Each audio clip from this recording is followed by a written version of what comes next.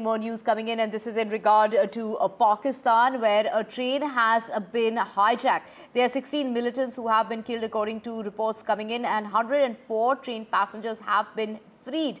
This is after, from what we are hearing, is a train hijack that took place. This was the Jafar Express, was a target for BLA and TTP for years now, and that is exactly what took place during the Tuesday attack. In an isolated incident, the train often carries personnel of Pakistani forces and making it a hot target when it comes to BLA and TTP.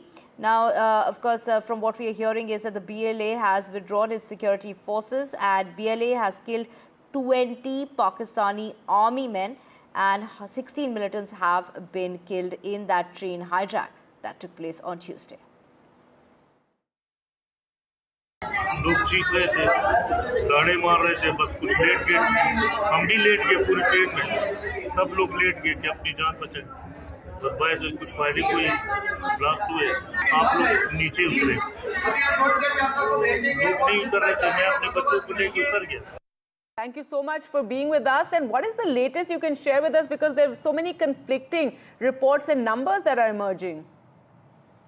Yes, that is true. We're getting very little information because security sources are revealing information very carefully and in very small quantities. So far, what I have confirmed is that at least 70 passengers were released earlier in the day, and they walked about 6 kilometers on foot to the nearby Panir station. So we know that at least 70 people are safe.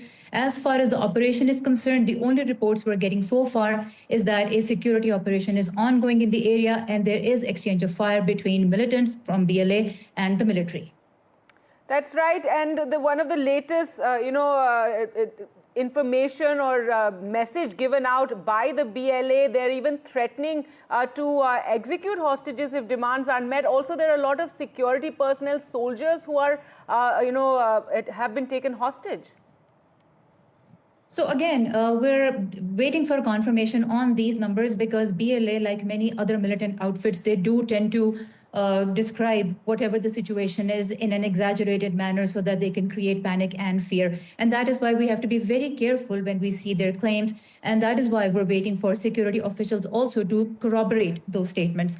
So we know so far that security officials do travel, military officials do travel between different cities via train. So there is a possibility that there are a number of security officials present on these trains. But how many are being held hostage, if any, that is something we have to wait for confirmation from official sources.